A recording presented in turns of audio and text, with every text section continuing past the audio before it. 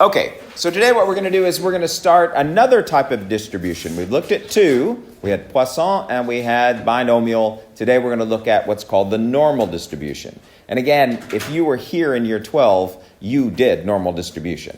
So it's going to be exactly the same process. So we're going to go through this fairly quickly. We will do normal distributions today. We will do the inverse next time we meet. And that's it for normal distribution.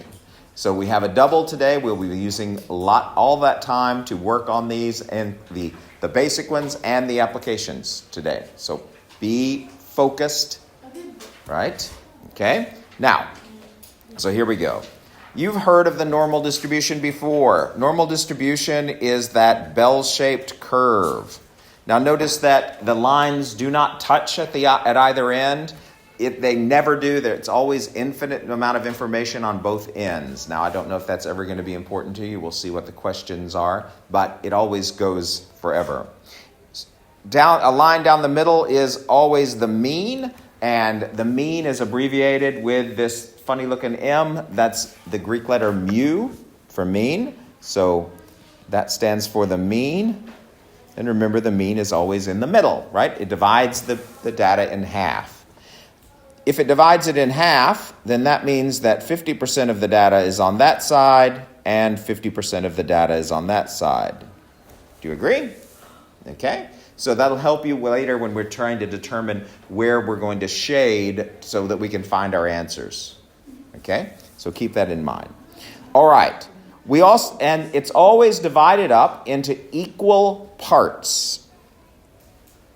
Equal meaning along the number line anyway, not equal areas because the top of it curves, the area is bigger the closer you are to the mean and then smaller the further away you get. And these little parts are called standard deviations, and they have the symbol sigma for standard deviation. Now, this is going to be a really important part of what you do, so we need to think about standard deviation and what it means. If something deviates, that means it moves away or is not not close to the norm. It's separated from the most of the data, which is the mean. So a standard deviation means a standard number that the data moves away from the mean. And it can move either to the right, which means it's getting bigger, or to the left, which means it's getting smaller. Remember, the bottom of this graph is simply a number line. So to the right of the mean, you're going bigger. To the left, you're getting smaller.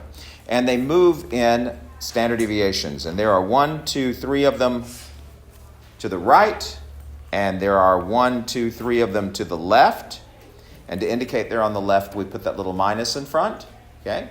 Just to make sure that you know that they're below the mean. So that doesn't really mean -2, it means 2 below. Okay? So there are always 3. And these deviations are figured. You won't have to do it by hand, you won't have to do it, but you might have to describe it. For example, if I have a standard deviation of 1, that's not a very, very big number, is it? So that means all the numbers are going to be bunched up close to the mean. Does that make sense? They're not very far from the mean if your standard deviation is 1. But what if I had a standard deviation of 1,000?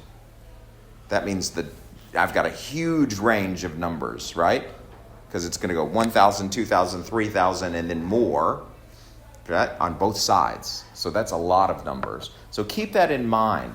One of the things you're going to see when we start doing some of these practice tests is that the achieved questions are just what is the probability of something, just the math.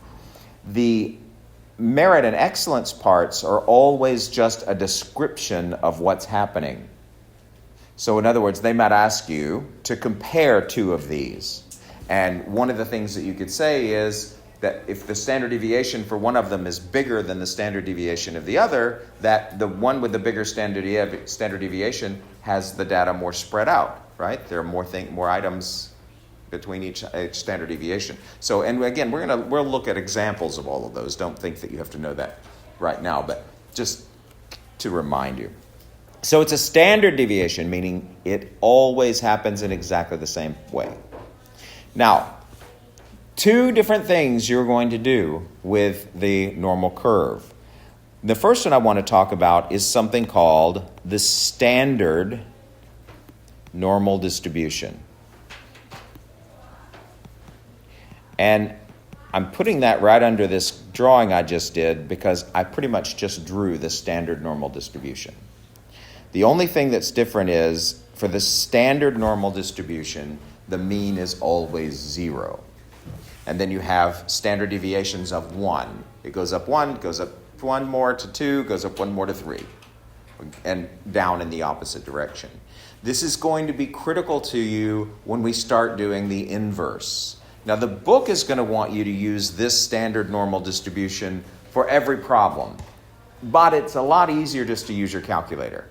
Not only, and this is one of the few times I like the calculator, but I like the calculator because it makes you focus more on what it is you're doing, strangely enough.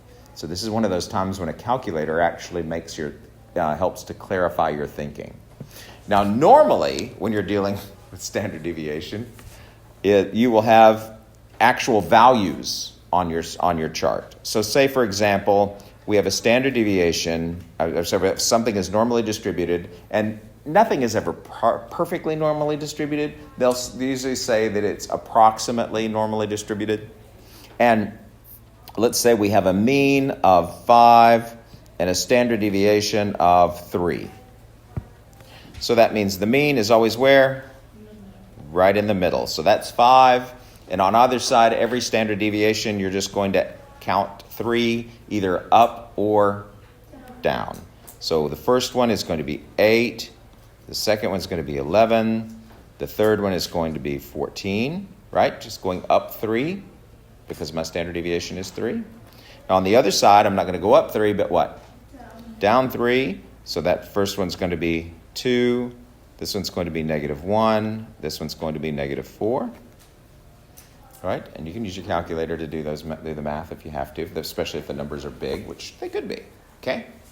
So this is an example of one where we're taking the mean and the standard deviation from the problem. So this one is just a normal distribution, because we used values from the data to be able to draw the thing. So do you see the difference?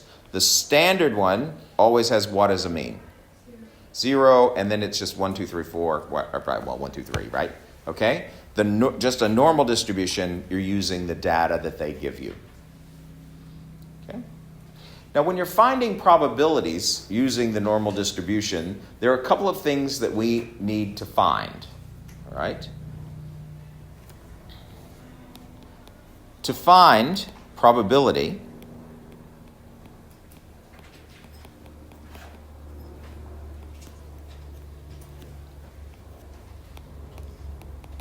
using the normal distribution, and again, we're going to be doing this on your calculator, and your book is not, so you need to pay attention to what I'm saying, not what they're saying. They'll get around to it at the end. They'll say, oh, by the way, you can do this on your calculator. But you don't want to do them all by hand and looking at charts when you can just use the calculator. We need to find a few things. The first thing we need to find is we need a lower limit. What you're doing, which is, I usually abbreviate just LL. What you're doing is you're finding the area under the curve, and that's your probability. And so we're going to use our calculators to do that. The second thing you need to find is you need to have an upper limit, normal distribution. Okay? So you're going to have an upper limit. And you find these by shading on your distribution.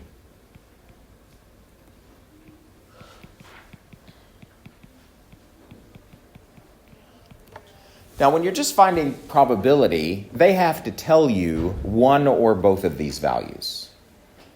Okay? So, for example, they could say that it's, you're looking for the probability that x is greater than 35. So that's everything bigger than 35, right? So in that case, we'd have our normal distribution. Who cares what the mean is? Let's just say that 35 is here. So like, and you don't know exactly where it is. You don't care. Just a kind of a sketch, right? Let's just say the mean was 20, and so we know that 35 is bigger than 20, don't we? Okay? And we're looking for the things that are bigger than 35. That means over here. Do you agree? So, look at your shading, and let's pick out a lower limit and an upper limit. The lower limit is 35. That's the value at the bottom. But the upper limit, it just goes on forever. And these go infinitely in both directions. Well, there is no infinite key on your calculator. So what we're going to do is we're just going to use a whole bunch of 9s. 5 9s usually cuts it. Okay? And because we're going to the right, my 9s are positives. Okay? Now, you can use fewer 9s, but anyway, 5 9s for some reason just sticks in people's heads. Good. Now, what if I wanted to find the probability that x is less than 35? We'll just use the same fake thing. 35 would still be to the right of 20, right? But if we're looking for less than 35, that's over here. So if we were looking for our lower limit and our upper limit, our lower limit is everything to the left this time, right? So again, I don't know what that number is, so I'm just going to use a bunch of 9s. But what do I need to do to tell the calculator that we're looking left? Yeah, we'll use negative 9. Negative 5 9s. Okay? But then my upper limit this time, where does the thing stop on the right? 35. At 35. So that's my upper limit. Okay? Now the other possibility that you can have with these is that it could say that 10 is less than x, which is less than 35. So in this case, your x is between two fixed values, right? So again, if this was 20 for your mean, 10 is over here, 35 is over here, and we're looking for the stuff in between.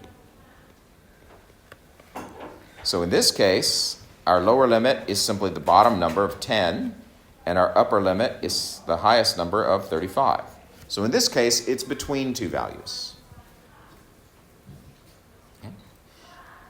Now, you could have one more possibility, and that's where you're given something over here and says it's less than that but bigger than that. But that's really not just an upper limit and a lower limit. That's two distinct probabilities. I want the probability that it's over there and the probability that it's over there, right? And what do you do if you have and? Do you remember with probability? Multiply them together, okay? Or if it says or, that means add them. If it says and, then you're going to multiply them. Okay? So you could have more than you. So in that case, that's two distinct probabilities. You just have to find each one and then use your connecting words to decide how to put them together. Okay? So I could say, I want the probability that it's smaller than 10 or greater than 90, or that means add them together. I could say, I want the probability that it's smaller than 10 and greater than 90, so multiply them together. So remember those key words when we looked at basic probability at the very beginning of this course. Okay? It's good?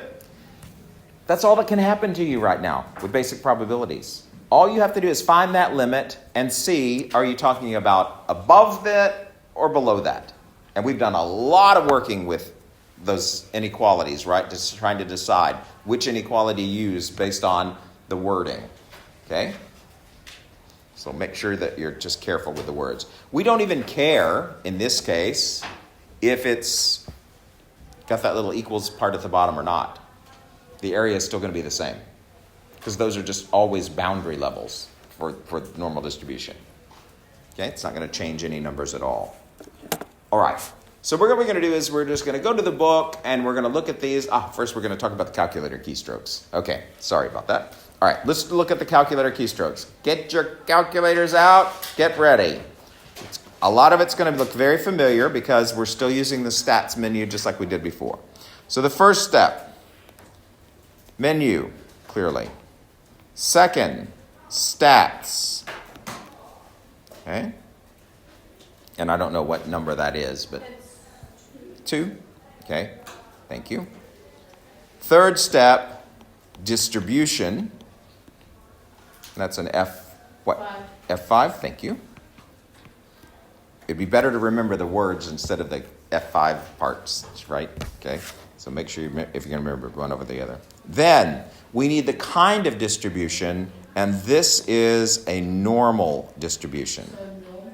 So norm, which is F1. F1. There we go. All right.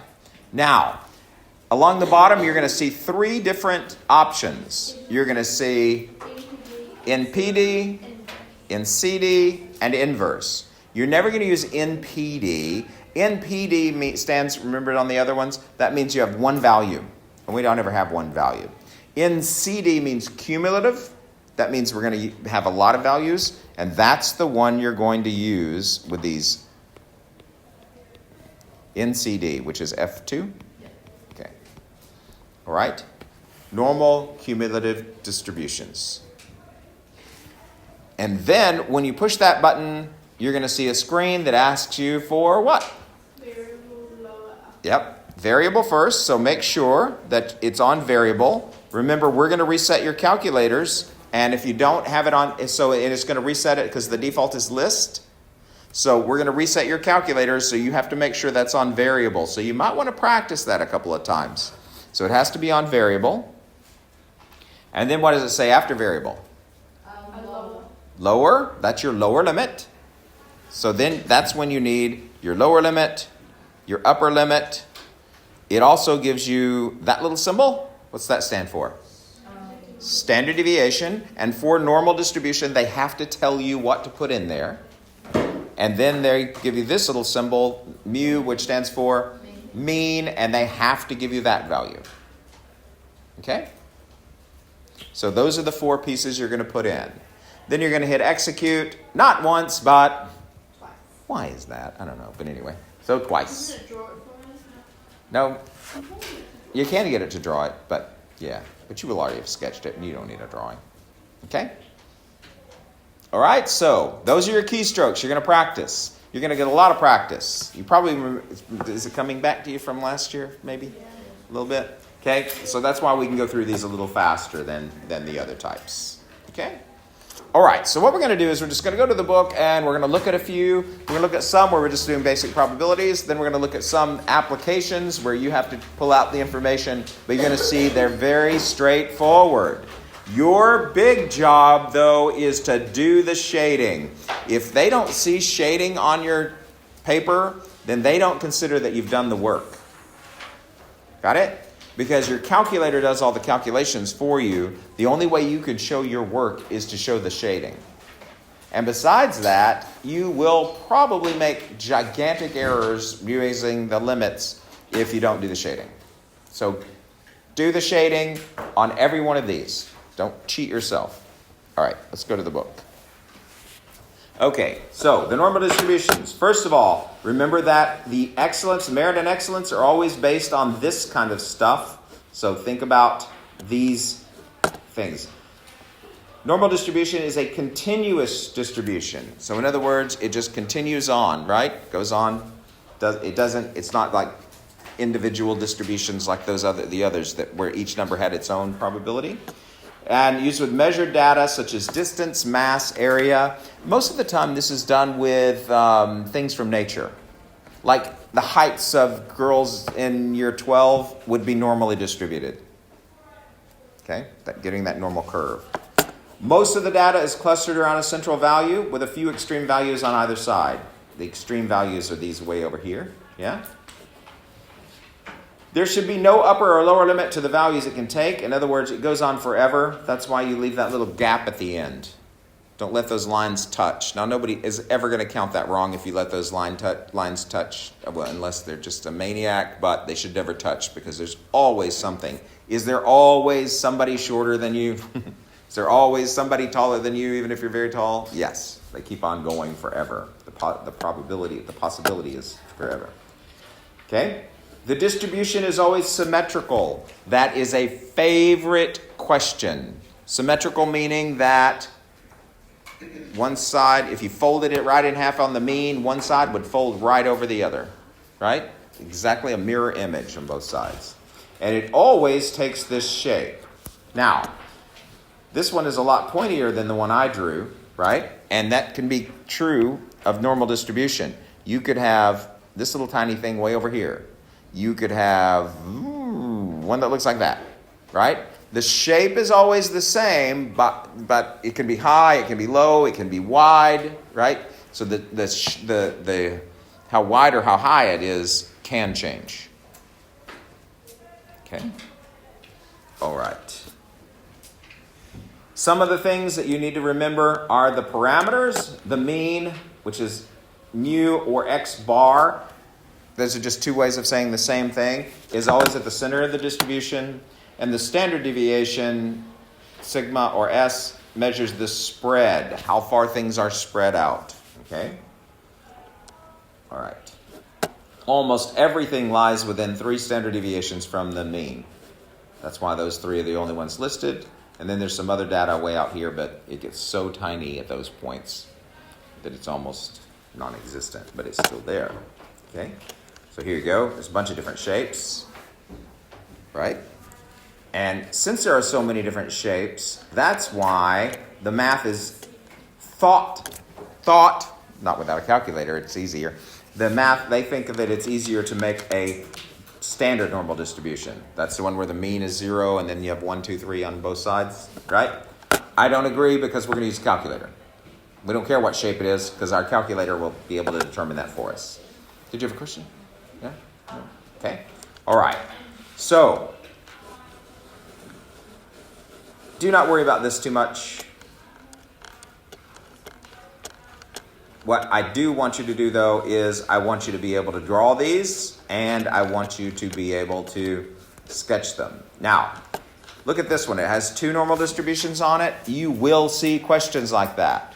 In this case, what they're asking you to do is simply compare. They're not trying to find the probabilities for anything right now. They just want you to compare one to the other. So what are some things that we can say about this? The mean of this one is what? 8. The mean of this one is 5. Therefore, the mean of the one of the black line is 3 more than the mean of the other one. Remember, the mean is different. That is not good enough. You have to. It's a math class. You have to tell me a number. Okay. Notice how tall this is. That means that there are more data points for that mean than there are for this one, right?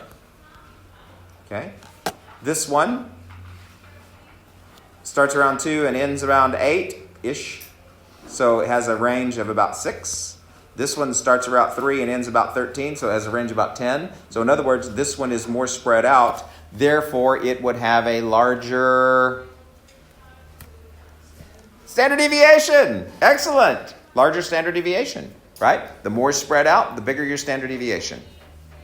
Good job. That's an excellence right there. Okay? Knowing that type of information. Okay, so you see a bunch of them, and you want to talk about these graphs and figure these out. So let's just do these together just quickly. Which one do you think? We're going to label it A. It has a mean of 6. That's easy. Just go to 6 and find the one that tops out at 6. Right there. And it's got a standard deviation of 0.8, which makes it very narrow because 0.8 is less than 1, right? So it's going to be very narrow. So that tall one is A. Make sense? B has a mean of 3. These are easy. There's the one with a mean of 3. So that's B. And its standard deviation is 2.1. It's a little bit wider than that one we just looked at, right? Well, actually a lot wider. C has a standard deviation of 2.1. So that's this one, right? So that's C. E has a mean of -3. So that's this one. Oh, I just skipped E. Mean of 6. So that's that one. Okay. But pay attention. You didn't need the standard deviation to answer the question, but pay attention to what the standard deviation is doing to the graph. so that you can, because that's the kind of information you're going to answer for your merit and excellence. Okay? Alrighty. So let's just sketch one. They got two. On the same graph, sketch the normal probability distribution for the following pairs of data. So if we have a mean of 4, so that's 4 right there, okay? And a standard deviation of 1.2, so that's like 1 there. So we don't even need to put in the numbers, just kind of see how far that would go, because that'll tell us how far to make it. So 1.2 would be a little bit about like 5.2, then 6.4, then 7.6. Yeah, just adding 1.2 to each one. Same thing would be happening on the other side. So how far is that going to go? So a little more than 3. So there. So that means we'll have our mean. Oops. I can't draw. Okay. We have our mean, and it goes down on both sides. Okay. I don't think it's very high because it's kind of spread out, but who knows exactly how high? We don't know how high. Okay. B, a mean of 7. Now, if we had a scale over here, we could tell why. No? Really couldn't tell. They don't give us enough information. All right, a mean of 7. So that means the central point is right there. And the standard deviation is 2. So this one, it's really big, right? So it's really spread out, which probably means that it's much lower than I've drawn it.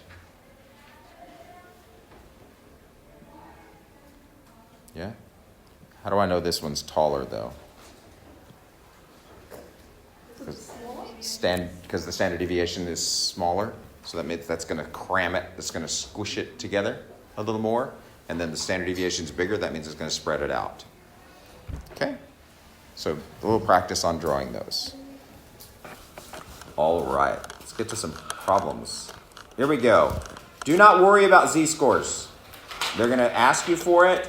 Do not worry about it. You don't need it for these. So calculate z. So we're not going to do this as part of the exercise at all. Calculate z. Here's where we go. Here are those probabilities, right? Forever. 2 limits. 2 limits. So we have an upper and a lower. We're not using the table on these. We're going to use our calculators. So don't worry about those. Come on. All right, here we go. This is what they're going to look like. Pumpkins from a large crop are found to have a mean weight of 4.1 kilograms with a standard deviation of 0.45 kilograms. Calculate the probability that a pumpkin weighs between 4.1 kgs and 5 kgs. Now, they don't tell us what kind of distribution to use. Remember, you're going to have to decide on the test, too. So what you need to do is remember, here they're giving you a mean and a what? Have we ever seen mean and standard deviation used before? We've seen mean, but we haven't used standard deviation, so that means that automatically this is a normal distribution, right? You're going to have to tell them apart. They're going to give you all the distributions on the test, and you're going to have to decide which one's which. We're going to do some, put it all together at the end, and so you have a little easy way of telling, though. Because whatever information you're given, like Poisson had a rate, right? So many per.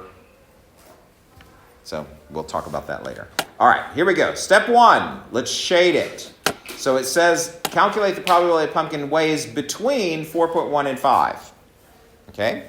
So first of all, always put your mean on there. And yeah, that's down the bottom. So we're trying to find the stuff between that, right?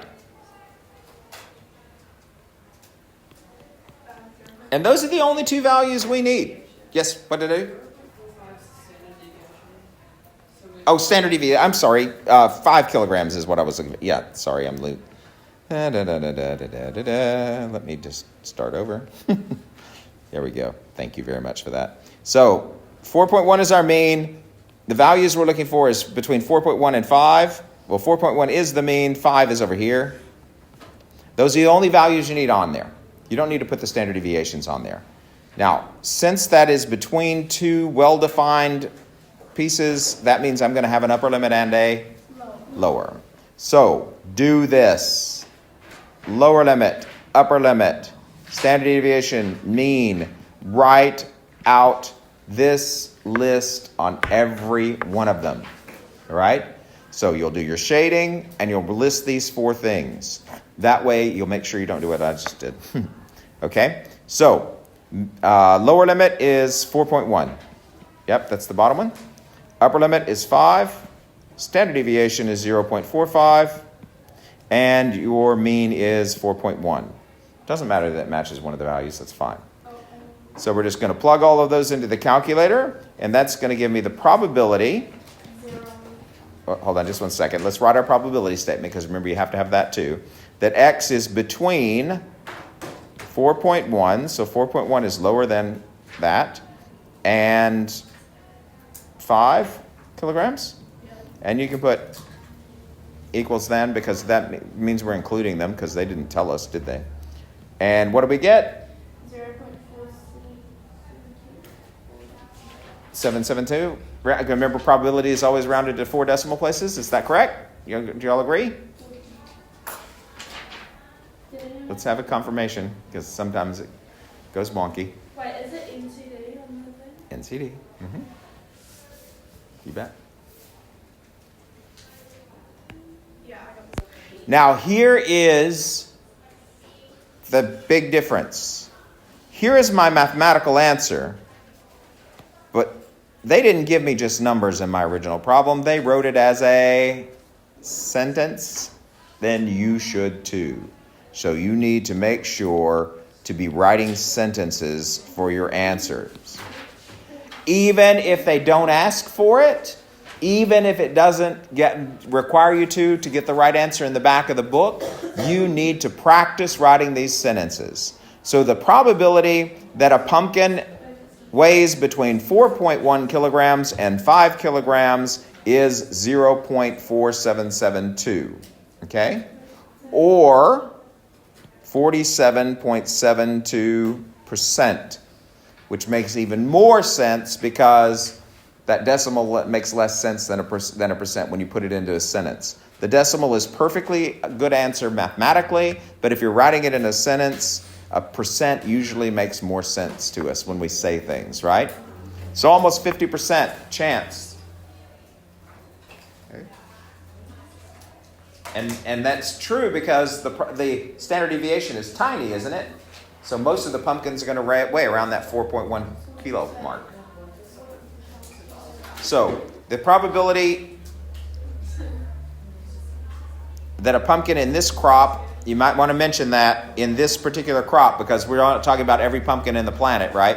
The probability that a pumpkin from this particular crop weighs between 4.1 kilograms and 5 kilograms is about, not is, but about 47.72%.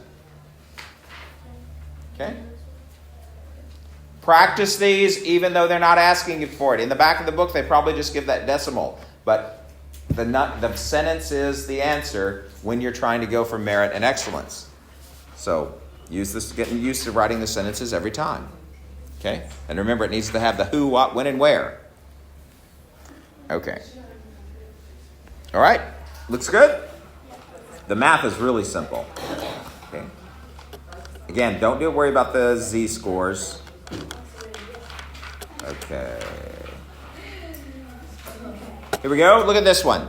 Pumpkins from a large crop are found to have a mean weight of 4.1 kilograms with a standard deviation of 0.45. Calculate the probability that a pumpkin weighs more than 4.7 kilograms. So the first thing we need to do is we always put our mean, always put our mean on there. Okay? Then we need to know if we have an upper and a lower limit, but the only thing we are told is that they weigh more than 4.7. So that's not an upper and a lower, that's just one limit. So let's put 4.7 on our graph. Now again, it doesn't have to be exactly where, because it would not be anywhere near that far away from where I put it, probably. And we want more than. What does that mean? To the right. To the right. There you go. So more than would mean to the right. Okay? Yeah. So we need a lower limit. And since the the number they gave us is the bottom of our shading. That's our lower limit.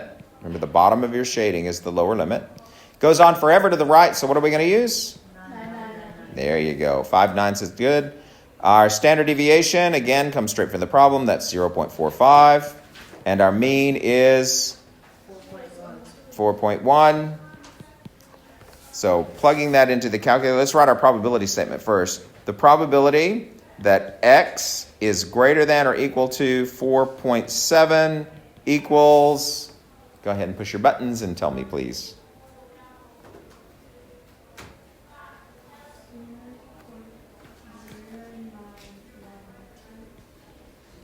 0.0912?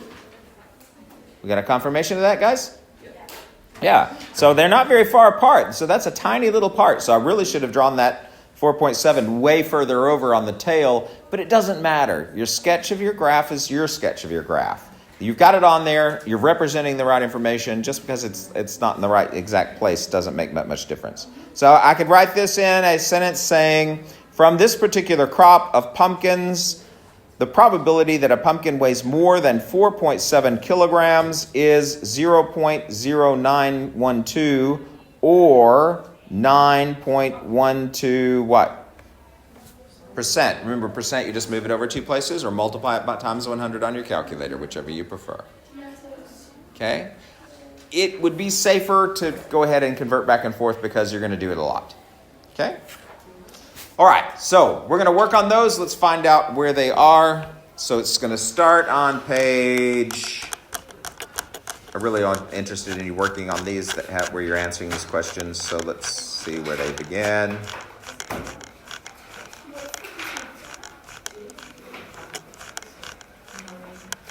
Yeah, so they do give you two tails, guys. Okay, so make sure you pay close attention. And in this one, they were taking an OR situation, so that means they added the probabilities. Wow, give you lots of examples. There's the calculator directions, but we know those. Here it is. Starts on page 76. So your homework, page 76. And there are some of those explanations, so be thinking about them, but check your answer in the back to make sure you're on the same lines. About giving reasons. Look at this one. Let me just talk about this one really quickly. This thing is approximately normally distributed. Can you see that? They might ask you questions about the actual and the theoretical. The theoretical is what we've been doing with the calculator. That's perfect world, perfectly normally distributed. Not really doesn't happen much, right? But if you were talking about probabilities from the actual or visual, lots of different ways of saying the same thing, then they want you to use the real numbers. So what if it was more than 80? Well, here's 80. So I'm talking about these two bars, yes? So more than 80 here is, what is that, 0.06? More than, so 90 would also work, so that's 0.02, which is 0.08. Do you agree that those two bars, you're literally just reading the graph. What are the values there? And we want both of those, so that means we need to add them together.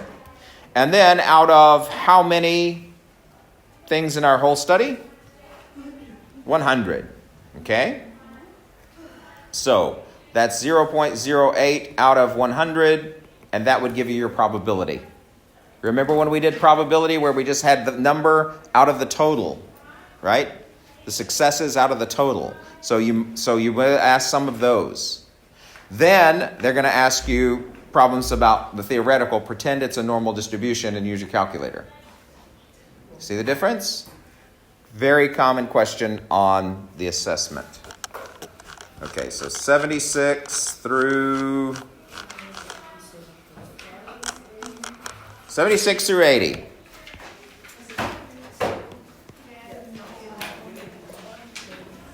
And you're going to work on them, so have fun.